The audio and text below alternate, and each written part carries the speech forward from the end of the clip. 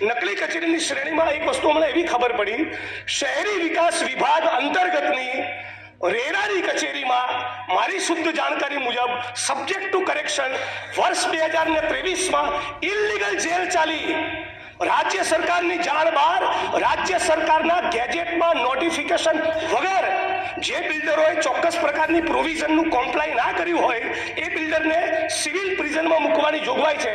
તો રેરાની કચેરીના 7મા માળને કેટલાક અધિકારીઓ, 2 મામલતદાર અને 2 આસિસ્ટન્ટ કલેક્ટર, આ 4 અધિકારીઓએ એકબીજાના મેળાપીપણામાં પોતાની મરજીથી કદાચ રાજ્ય સરકારની જાણ બહાર કે આશીર્વાદથી 7મા માળની એક કચેરીને જેલ તરીકે વાપરી અને એ જ એમાંના કોન્ટ્રાક્ટર કે બિલ્ડરને ક્યુબિકલમાં રાખ્યા 72 કલાક સુધી.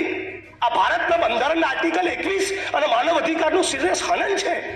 આજે સવાલ થઈ રહ્યો છે કે રેરાની કચેરીની અંદર નોટિફિકેશન વગર કોઈ એક રૂમને તમે જેલ તરીકે કઈ રીતે વાપરી શકો?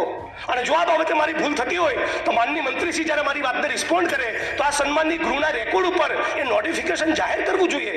એક માણસ, એક બિલ્ડરને 72 કલાક સુધી 3 દિવસ ક્યુબિકલમાં ગોંધી રાખ્યો છે. એનું ડાયાબિટીસ 500 થઈ ગયું એક માણસનું. એને સિવિલ ગાંધીનગરમાં હોસ્પિટલાઇઝ કરવો પડ્યો હતો.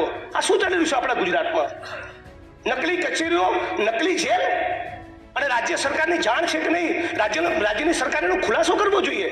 એક માણસને હાર્ટ એટેક આવે એવી સિચ્યુએશનનું ત્યાં નિર્માણ થયું હતું. અને હમણાં 2023માં જ્યારે અનિતા કરવાલ આવ્યા ત્યારે અમને કચેરી બંધ કરાવી. તો કચેરી શરૂ થાય, બંધ થાય તેનું નોટિસ હોય, એની ગેજેટમાં એન્ટ્રી થાય. કચેરી બંધ કર્યું તેના કારણો રજૂ કર્યા હોય. કોના કહેવાથી, કોની સૂચનાથી, કોના આદેશથી આ રેરાની કચેરીમાં 7મા માળે વર્ષ 2023માં બિલ્ડરો અને રિયલ એસ્ટેટના માણસોને કયા ઇન્ટેન્શનથી એક જેલમાં ગોંધી રાખવામાં આવ્યા? આ બહુ સિરિયસ સવાલ છે. ગુજરાતની 6.5 કરોડ જનતા આ જાણવા માંગે છે. આપણા ગુજરાતની અંદર રવિશંકર મહારાજ અને ગાંધી અને સરદાર પટેલના ગુજરાતમાં આ પ્રમાણેનું ધુપ્પલ ચાલે? એટલે રાજ્યની સરકારે ફ્લોર ઉપર ખુલાસો કરવો જોઈએ.